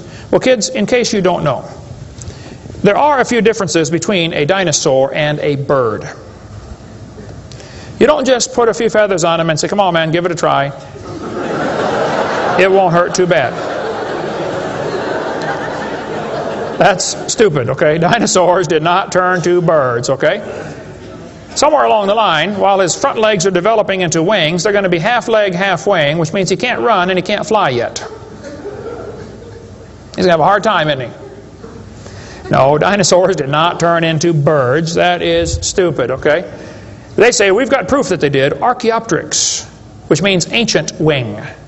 That's supposed to be evidence for evolution. It's in just about every textbook I've seen dealing with this topic. Archaeopteryx is supposed to be evidence. Here's a 1999 textbook. Now, Archaeopteryx was proven to be a fraud in 1986. So this author is 13 years behind the time. Archaeopteryx means ancient wing. They're going to say, see, boys and girls, he's got claws on his wings. Yeah, so? 12 birds today have claws on their wings. The ostrich does, the Watson does, Turako does, ibis does. So what? It's kind of unusual, but 12 birds have it. They're going to say, well, he's got teeth in his beak. That proves he's got a reptilian feature. Well, now wait a minute. Some reptiles have teeth, some don't. Some mammals have teeth, some don't. Some fish have teeth, some don't. Some of you have teeth, some don't. Okay? That doesn't prove a thing, all right? Alan Fiducia is considered one of the world's experts on birds. He believes in evolution. University of Chapel Hill, North Carolina, Chapel Hill. He said, paleontologists have tried to turn Archaeopteryx into an earthbound feathered dinosaur, but it's not. It's a bird, a perching bird, and no amount of paleo-babble is going to change that. It's a bird. By the way, even by their twisted thinking, birds are found in layers lower than Archaeopteryx. If you find fully formed birds in rock that you think is 130 million years old, then Archaeopteryx at 65 million years old cannot be a missing link, can it? Because birds were already here. Even with their dumb geologic column, it doesn't work. We cover lots more on that on video 4. They say bird feathers evolved from scales. Well, that's stupid. In the first place, they got from different genes on the chromosome, okay? Developed totally different. A scale is a hard wrinkle in the skin. They attach to the skin very differently. Feathers are incredibly complex, folks. Unbelievably complicated. They're both made from the same protein, keratin, and that's where the similarity stops. So what? Battleships and forks are both made of iron. Doesn't prove they both evolved from a tin can. Proves the engineer's using the same material for different functions. And God used keratin for fingernails and hair and scales and feathers. So, same designer, that's what it proved. A lot more on the bird evolution in the book Icons if you want to get that. Then they tell the kids about the peppered moth. Yes, boys and girls, somebody in England went around and counted the moths on the trees. Must have been a government project. They discovered it's 95% light moths and 5% black. Well, so the story goes, they burn coal in the factories, the trees turn black, and the moths changed to black moths. Because when they counted them again, they said they found 95% black and 5% light. Actually, the whole story is a lie. It never happened. After 40 years of watching, they found 2 moths on the trees. 2 total out of 40 years. So they glued dead moths to the tree to take a picture for your kid's textbook. Then he wanted to get a picture of a bird eating a moth. So he put some moths in the refrigerator to calm them down, so they got nearly frozen. Then he put them on the tree, and they couldn't even hang onto the tree. So he warmed them up on the hood of his car. Put them out there on the tree, and the moth is staggering around trying to warm up, and a bird ate one. He got a picture. Wow, proof of evolution. It's a lie. Didn't happen. Even if it were true, dark moths and light moths were there at the beginning, and dark moths and light moths were there at the end. The ratio of population might have shifted, but the story wasn't true. So, doesn't prove anything. That's stupid. That's not evidence for evolution. They tell the kids, we've got vestigial structures. Now, a vestigial structure is something you don't need anymore. They'll say, boys and girls, you have an appendix that you don't need anymore. That's a vestigial structure. That's proof of evolution. Well, excuse me, you do need your appendix, okay? That is stupid. The appendix is part of your immune system. If your appendix is taken out, you can still live, okay? But it increases your susceptibility to quite a few diseases.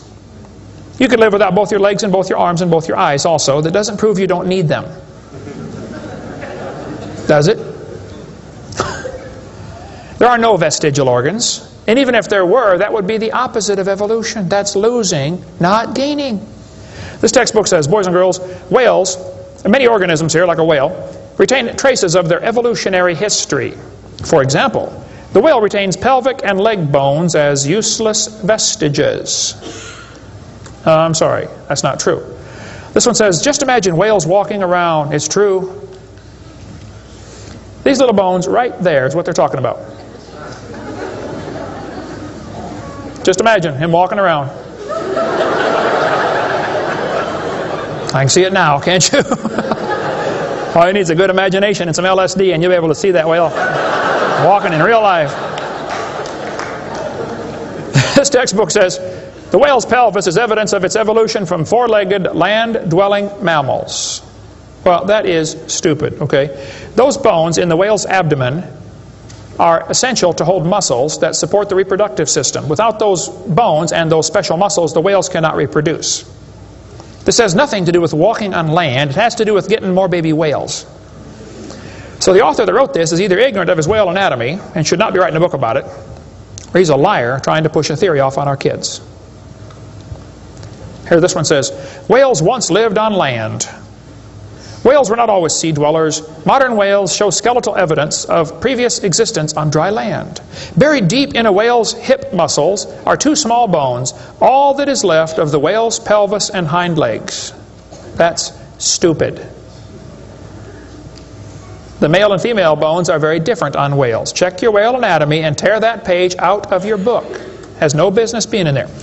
This textbook says, humans have a tailbone at the end of the spine that is of no apparent use. I was debating a guy in North Alabama. He was the president of the North Alabama Atheist Association or something like that. He got up and he said, folks, we've got evidence for evolution. Humans have a tailbone they no longer need. When it was my turn, I got up and I said, Mr. Patterson, I taught biology and anatomy. I happen to know there are 9 little muscles that attach to the tailbone, without which you cannot perform some very valuable functions. I will not tell you what they all are, but go read your Gray's Anatomy and you can figure it out. I said, however, Mr. Patterson, if you think the tailbone is vestigial, I, Kent Hovind, will pay right now to have yours removed. Bend over.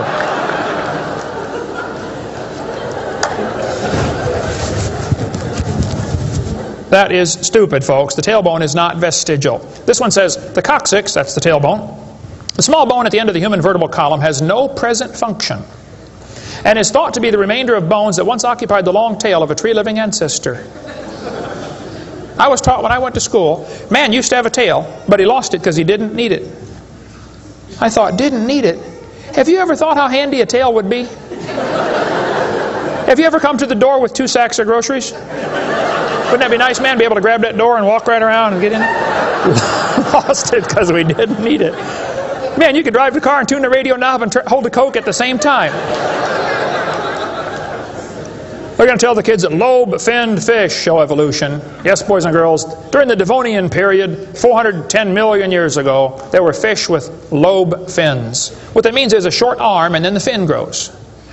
Well, that's stupid, okay? The lobe-finned fish are still alive. They're called the coelacanth. And when they found the first coelacanth in 1938, first people didn't believe it. They said it can't be true because they died millions of years ago. When they finally proved, yes, they're still here, all they said was, wow, they survived for millions of years. Never dawned on them to maybe question the whole theory. Never dawned on them. When Dr. Roy Mackal went to Africa and did expeditions on dinosaurs still alive in the African swamp, University of Chicago microbiology professor Dr. Roy Mackal wrote this book. He went over there twice, interviewed folks who've seen living dinosaurs. People who've never seen a white man. When he showed them the Apatosaurus, they said, yeah, that's Mokele Mbembe. He lives out in the river. He's not friendly. Don't get close. Dr. Mackal said, fellas, that's a dinosaur. They've been dead for 70 million years. The natives said, well, we're sorry. We didn't know about that. All we know is we see them out there once in a while. So Mackal gets back, writes this book, and says, folks, there are still some dinosaurs alive in Africa. Then he says, it's amazing. They survived for 70 million years. Never will cross his brain that maybe your basic theory is wrong. That thought will never enter his mind, I don't think. It ought to. Lobe-finned fish are still alive, folks. They tell them trilobites are good index fossils for rock that is 600 million years old. Well, that's stupid, okay?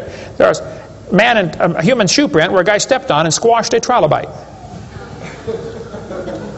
How could a human step on a trilobite? If they're 500 million years ago. One guy said, maybe aliens visited the planet and stepped on a trilobite. Trilobite had the most sophisticated eye ever found in nature.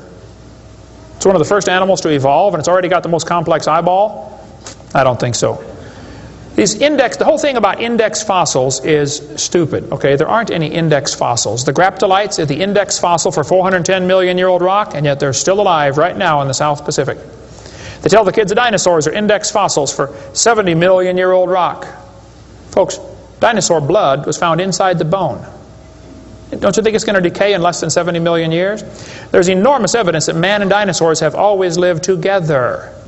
We cover that for 2.5 hours on video number 3 of our blue series of tapes. Gene Thomas, missionary friend of mine, was in the Congo swamp for 42 years as a missionary. He said, I had 2 pygmies in my church that killed and ate one. Yes, dinosaurs are still alive. California, 1925, this thing washed up on the beach, called California's Nessie.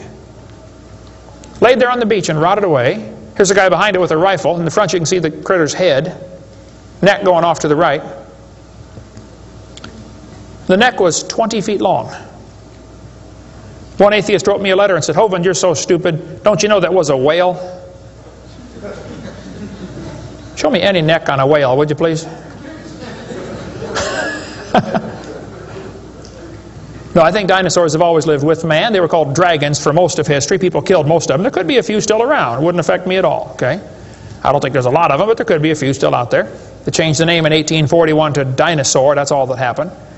And man exterminated most of them. They're mentioned in the Bible. We cover all that video number 3. They're going to tell the kids, we've got evidence for evolution. It works by natural selection. Well, yeah, natural selection works, but see, evolution is based on 2 faulty assumptions. Number 1, they say mutations make something new. That's never been observed. And natural selection makes it survive. That's never been observed. That sounds good theoretically, but it's never been observed. Mutations happen, there's no question. Okay, thousands and thousands of mutations happen. But even guys like Pierre Gross will say, no matter how numerous they may be, mutations do not produce any kind of evolution. They're only scrambling existing information. They're not adding anything new. Here's a 5-legged bull. That's a mutant. There's no new information added. Doesn't the bull already have the gene code to make a leg? You just built one in the wrong place, that's all. This is not new information. This is scrambled information. That's not new. Here's a short-legged sheep. He's the first one the wolf is going to catch. Go, boys, go. Here comes the wolf. Herman didn't make it. Here's a 2-headed turtle. That's a mutant. Not ninja, but he's mutant. He's going to freeze first winter. Nobody makes a double-neck turtleneck sweater. I've never seen one. I've been looking. See, a mutation is scrambling information that already exists. It's like you can take the letters from the word Christmas and get all sorts of different words, scrambling them up. But you never get Xerox, zebra, or queen. The letters aren't available. And a mutation does not give you new information. It scrambles existing information. This textbook shows the kids a 4-wing fly. Look what it says now, kids. You've got to be careful or you'll be tricked on this one. Normal fruit flies have 2 wings. This mutant has 4. This rare mutation, like most mutations, is harmful. Look what it says. Beneficial mutations are the raw material for natural selection. Well, why didn't they show us one? Why did they show us an example of a bad mutation and tell us that good ones is how it works? Show me a good one. You know why nobody's ever shown a good mutation? Because nobody's ever seen a good mutation. One professor I was debating said, I know a good mutation. He said, people in Africa that get sickle cell anemia cannot get malaria. Wow, that's like saying, if you cut off your legs, you can't get athlete's foot. Yeah, you're probably right, but that's not a beneficial mutation. They tell them evolution and natural selection go together. He says, this textbook says natural selection causes evolution. That's stupid, okay? Natural selection doesn't cause any evolution. Natural selection is a conservative process that keeps the species strong. That's all it does. That's all it can do. It has no creative properties. Natural selection, nature can only select what there is to select from. If I said, I'm going to go around the world, I'm going to try to raise a race of people that are over 12 feet tall. So everybody under 12 feet tall, we're going to kill them. Year after year, we kill everybody under 12 feet tall. Well, there's nobody to select from, is there? Natural selection can only select what there is to select from. It's a conservative process. If you worked in a factory that produced cars, and your job was to check for defects, you know, kick the tires, slam the doors, etc., drive it around, and you caught every single mistake, and you rejected it, how long would it take that process to change the car to an airplane? You say it'll never change it. That's my point. Natural selection is like a quality control. It makes sure the bad ones don't survive, but it's not going to change it to something else. Survival of the fittest does not explain arrival of the fittest. And by the way, survival of the fittest is what is called a tautology. Kids, there's a big word. You can learn this. You can use this one on your brother. A tautology is a sentence that means nothing. You can say, oh, you're speaking in tautologies. I'll show you how it works. You say, Professor, why did it survive? I say, oh, because it's the fittest. You know, survival of the fittest. Oh, how do you know it's the fittest? Because it survived. I see. Is that the way it works? That's exactly the way it works. That's stupid, folks, okay? Actually, it's not survival of the fittest. If a whale goes through a school of fish and eats 80% of them, it's survival of the luckiest. I mean, if a snake crawls into a bird's nest and eats 3 out of 4 eggs, does the snake select the weakest of the birds to eat? There's still an egg, man. He's going to eat them all. Okay? Then they do the thing with the fruit flies for the kids. They'll say, boys and girls, we raised flies in the laboratory, and we nuked them and microwaved them and x-rayed them, and we got these flies to have mutated babies. We got flies with curled wings. They fly around, bzz, bzz, bzz, bzz, couldn't go anywhere. They got flies with no wings. What do you call that? A crawl. You can't fly. They raised all these mutated flies in the laboratory and said, you know what, folks? Every fly we got was worse off than Grandpa Fly. Yeah, so? So they tell the kids, you see, this proves that flies have evolved as far as they can go. No, this proves you're messing up with perfectly good flies, okay? God made them right and you're messing them up. Now leave them alone, all right? This guy says, we've got proof for evolution because flies in the north have wings 4% larger than flies in the south. That's proof we all came from a rock. That's stupid, I'm sorry. Then they tell the kids, boys and girls, today you're going to learn to think critically. Watch this sentence here carefully. Some kids doing this for homework tonight. Boys and girls, do you think humans are still evolving?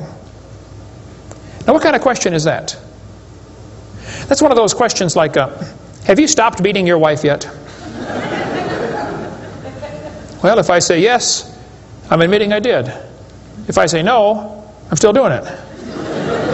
Wow. All right. Go back and look at the original question. Do you think humans are still evolving? Doesn't that question assume that evolution has happened? What if a kid doesn't believe in evolution? How is he supposed to do his homework tonight? That question does not teach him how to think critically. That teaches him what to think, not how to think. That's a Soviet-style indoctrination type question, and the textbooks are full of them. They're not learning how to think. And when the kid gets done with this course, he's going to think he knows how to think. But he doesn't. He knows how to be told what to think. Brainwashing at taxpayer expense. Quite a few lies in the textbooks covered in this one. We got a lot more in video number 4. Adolf Hitler said, "You let me control the textbooks, I'll control the state." What is in these books anyway? There's a lot of good science in there, but there's some poison.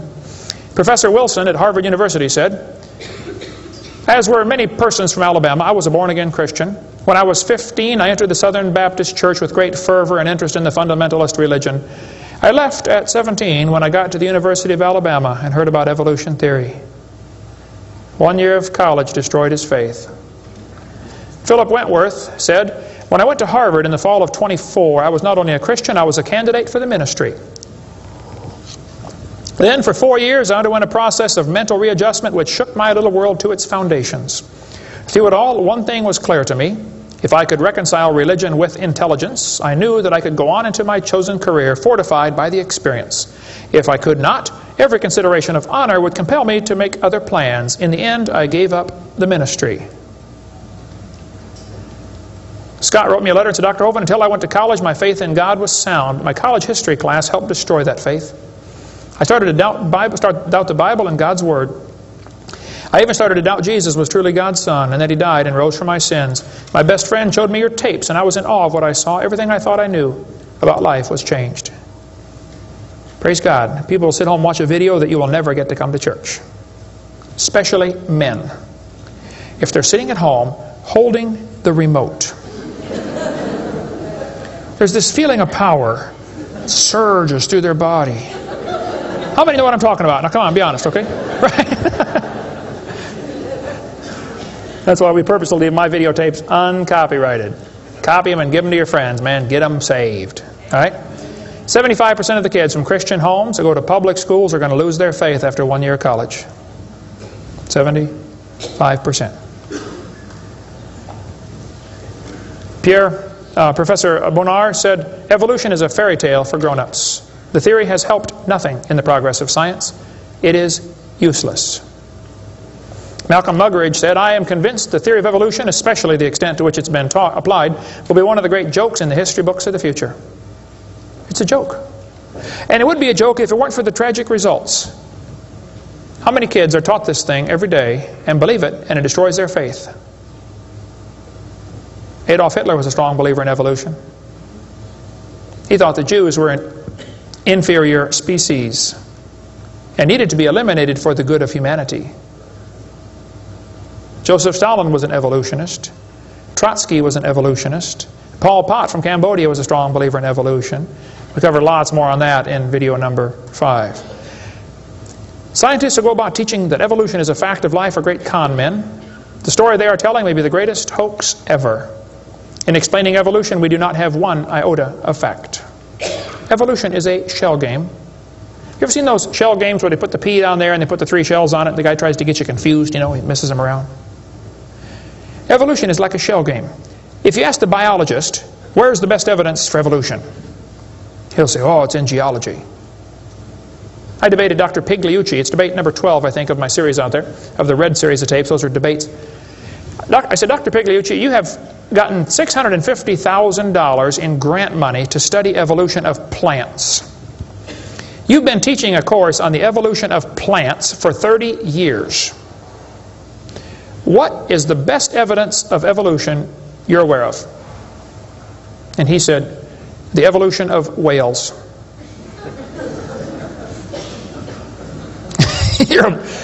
You're a botanist telling me the evolution of whales is your best evidence? It's always this way, folks. The geologist thinks the anthropologist has the evidence. The anthropologist says, oh no, we don't have it. The biologist has it. It's a shell game. The only problem is there's no pea under any of them. Nobody has the evidence. It's a joke. Sir Arthur Keith was selected to write the foreword to Darwin's book when it was republished in 1959 because he was a strong believer in evolution.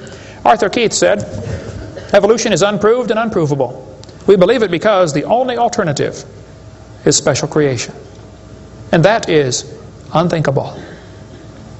I mean, you're not even allowed to think that maybe there's a creator? The only alternative. He's right, by the way.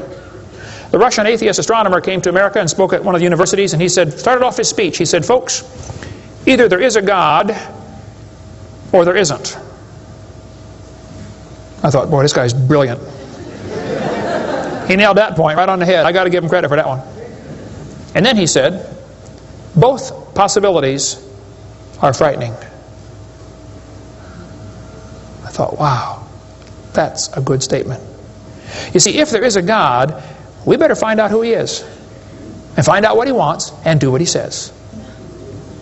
If there is no God, we're in trouble. We're hurtling through space around the sun right now at 66,000 miles an hour, and nobody's in charge. That's a scary thought.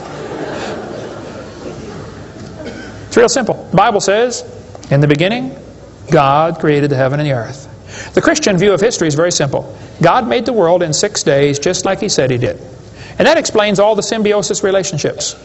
How can certain animals and certain plants require each other? Which one evolved first? There are zillions of symbiosis relationships that can't be explained by evolution. The pre-flood world was very different. The people lived to be 900 years old.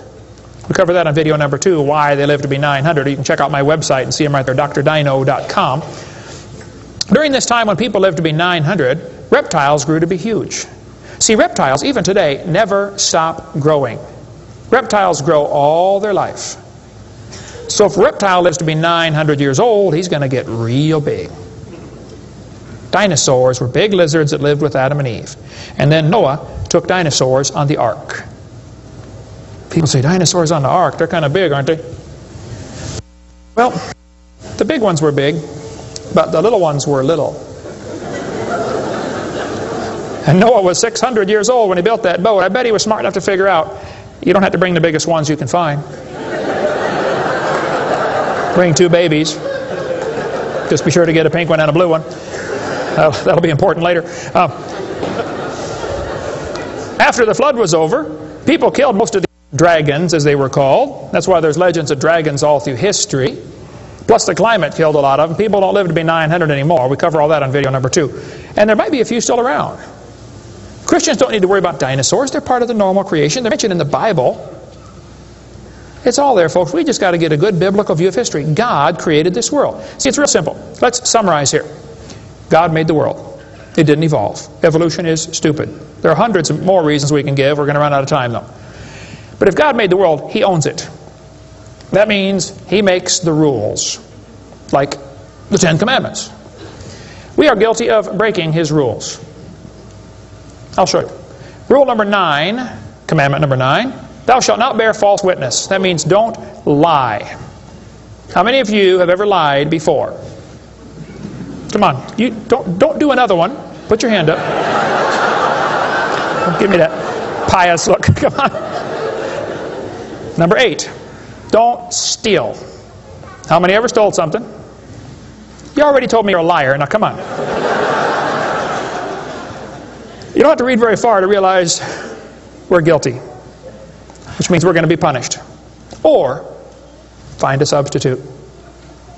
See, I can't substitute for your sins because I got a whole bunch of my own. But Jesus Christ is not only willing, He's able. He wants to take your place. He wants to pay for your sins. It's real simple. February 9th, 1969. My friend said, Kent, you're a sinner. I said, well, you can say that again. He said, you deserve to go to hell. But Jesus died for you. He wants you to save you. He wants to save you. If you'll ask Him, He'll save you right now.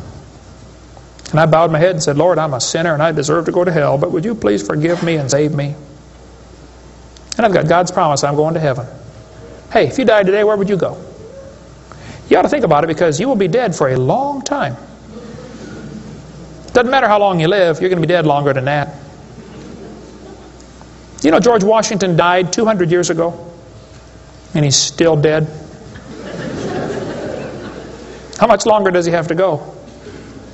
You're going to be dead for a long time.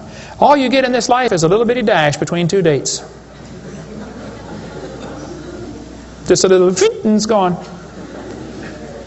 What are you going to do with your dash?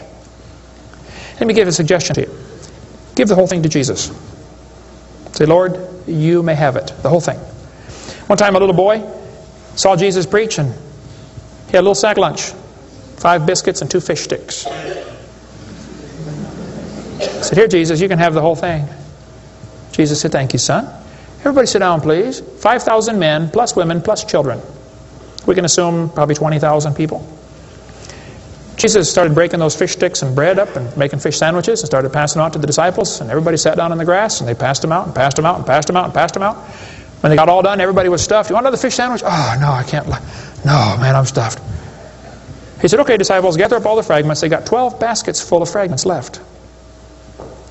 That little boy came home from the meeting. Mama said, hey, son, how'd you like your lunch? Oh, Mom, you won't believe it. Was it good? Oh, it was good, Mom. You have any left? Hey, disciples, come on in here, would you, please? See, he decided to give it all to Jesus. Now, he ended up getting fed himself. He's one of them 20,000 that got fed, you know. He could have kept it and got fed, or he could give it away and get fed. Worked the same either way. If you could learn to give your life away to Jesus, you will get a wonderful life. Plus, it'll bless lots of others.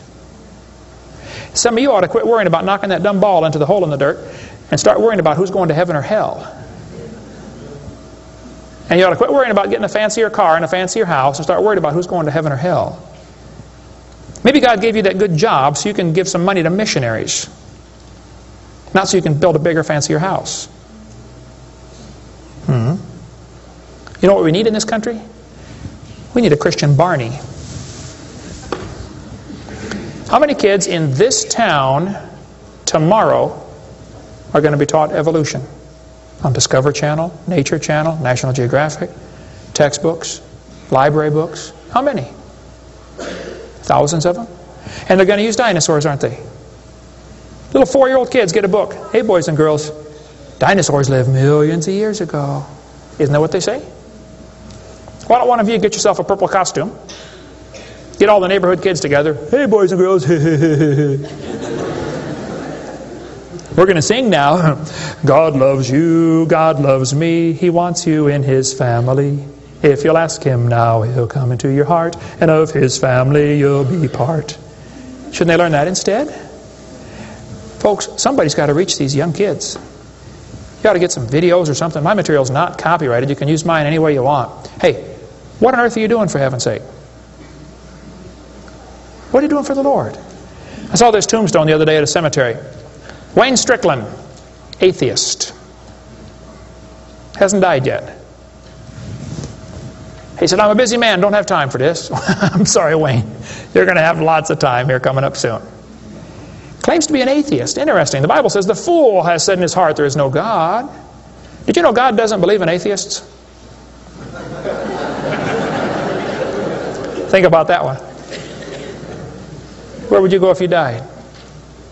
Now, if you're not sure you're going to heaven, you ought to give your heart to the Lord and get saved. If you are saved, you ought to find something to do for the Lord. If you want to get any of my video materials, they're not copyrighted. You can get a 15-hour seminar on creation, which lots of material on stuff, on creation, evolution, dinosaurs. Get some of the debates or the red tapes or the miscellaneous topical series. We want to strengthen your faith in the Word of God. If you're here tonight and you're not saved, or if you're watching this video and you're not saved, give me a call. I'll be glad to help you meet the Lord. Our website is drdino.com. Phone number in Pensacola, Florida, 850-479-DINO. We like dinosaurs around there. If you come through Pensacola, stop and visit Dinosaur Adventureland. If you get a chance to go on the cruise, we'd love to have you come on the cruise, and we'll talk more about dinosaurs and creation and evolution. Thank you so much for joining us tonight.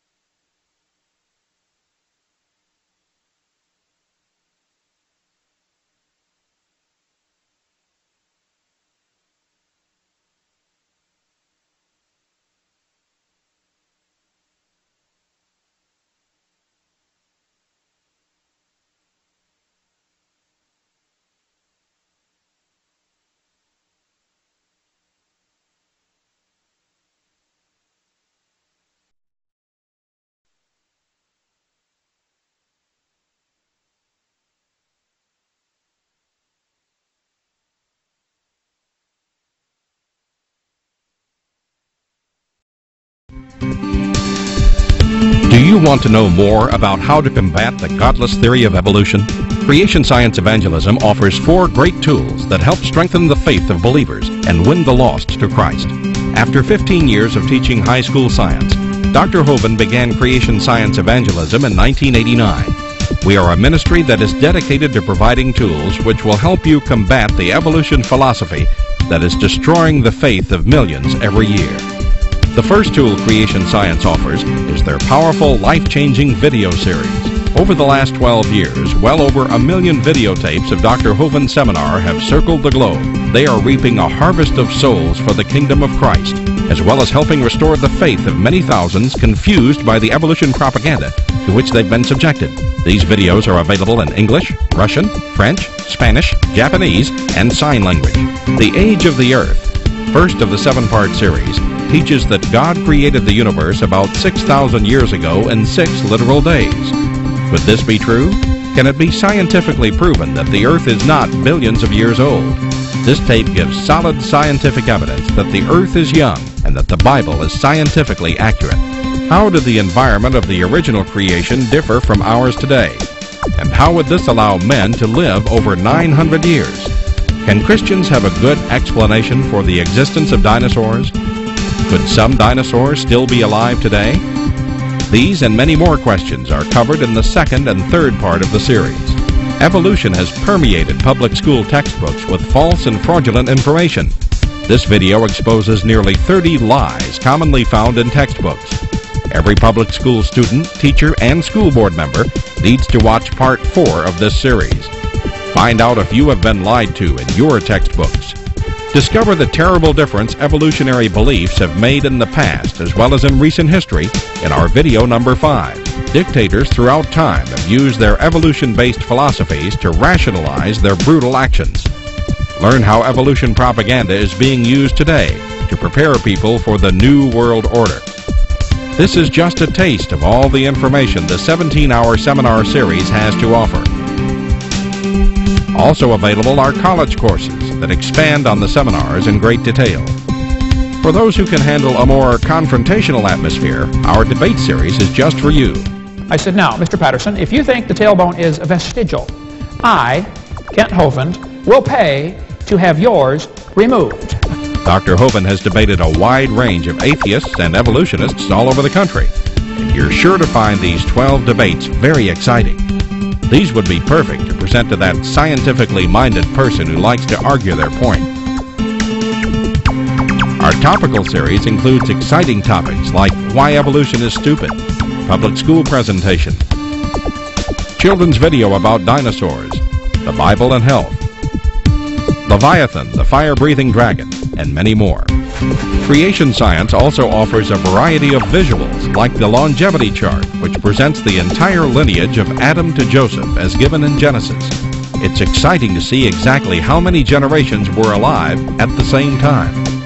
Hundreds of books on a variety of subjects, videos on incredible creatures that defy evolution, t-shirts, fossils, and more. Make Creation Science Evangelism the one-stop shopping center for your creation material needs. Our 2 websites, www.drdino.com and www.dinosauradventureland.com, provide our second tool for evangelism. drdino.com is packed with lots of information, from charts and graphs to articles and frequently asked questions. This is also where you will find more information on all of the products CSE has to offer. DinosaurAdventureland.com is great for the kids. They can play lots of fun games and see unusual rides and activities located at Dinosaur Adventureland in Pensacola, Florida. Thousands visit our sites regularly to gain insight into God's creation. The third tool available to you is the live seminars conducted by Dr. Hovind and his son Eric. Since 1989, Dr. Hovind has held seminars and debates in hundreds of churches, schools, and universities in 49 states and 30 foreign countries. His fast-paced, illustrated seminars cover diverse topics, such as evidence for a young Earth, how long Adam lived, dinosaurs living with man, where races came from, radiometric dating, and much more. Our fourth tool is the new, exciting Dinosaur Adventureland. Many thousands have come from all across America to visit our museum, creation bookstore, science center, and theme park. where God gets the glory for science. Our unusual swings, rides, and activities each have a science lesson as well as a spiritual lesson. Captivate everyone from age 4 to 94.